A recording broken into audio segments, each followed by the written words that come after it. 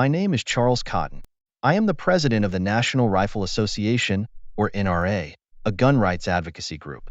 The NRA offers a variety of insurance programs to its members. One of them, Carry Guard, insures New York residents for intentional, reckless, and criminally negligent acts with a firearm that injure or kill another person. Ensuring intentional criminal acts violates New York law. So does promoting Carry Guard without an insurance producer license, like the NRA is doing. Sorry, who are you?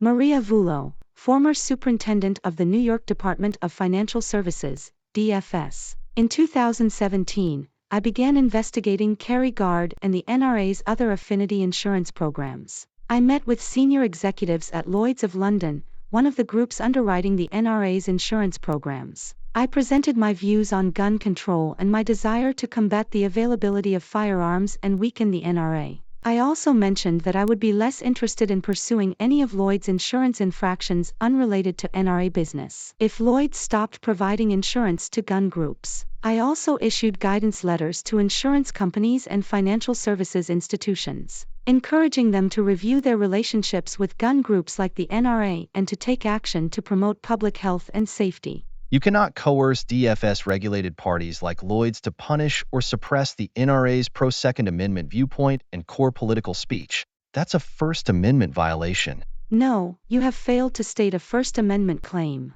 I move to dismiss. Not so fast. Because this case comes to us at the motion to dismiss stage, we accept the NRA's well-pleaded factual allegations as true and consider whether the NRA plausibly alleged that Vullo violated the First Amendment by coercing regulated entities to terminate their business relationships with the NRA. And our answer is yes. I concur. Me too. What? How did you make that decision? While Vullo is free to persuade others to adopt her beliefs on gun control, the First Amendment prohibits her from using the coercive power of the state to punish or suppress disfavored expression, such as the NRA's gun promotion advocacy. She also cannot coerce a third party, like Lloyd's, to punish or suppress disfavored speech on her behalf. When she met with Lloyd's executives, she sent a loud and clear message that they could avoid liability for unrelated insurance law infractions by terminating their business with the NRA to aid DFS's campaign against gun groups and to suppress gun advocacy. Vullo's guidance letters similarly encouraged DFS-regulated entities to discontinue their arrangements with gun groups due to the group's pro-gun speech. This evidence is enough to convince us that the NRA stated a First Amendment claim alleging a violation of their freedom of speech. I concur.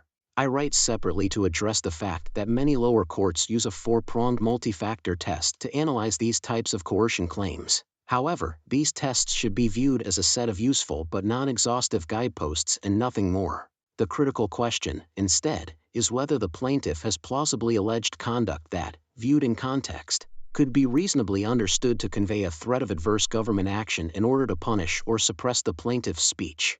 The NRA certainly plausibly alleged this type of conduct here.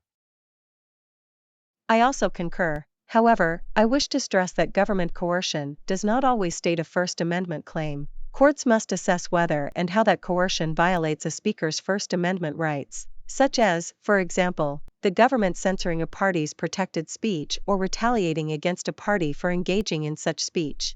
In this case, the lower court should consider censorship and retaliation independently to determine how government coercion might or might not have violated the NRA's First Amendment rights. In any case, because the NRA's complaint plausibly alleges that Vullo wielded her authority to threaten enforcement actions against DFS-regulated entities in order to punish or suppress the NRA's gun promotion advocacy, we hold that the NRA stated a First Amendment violation.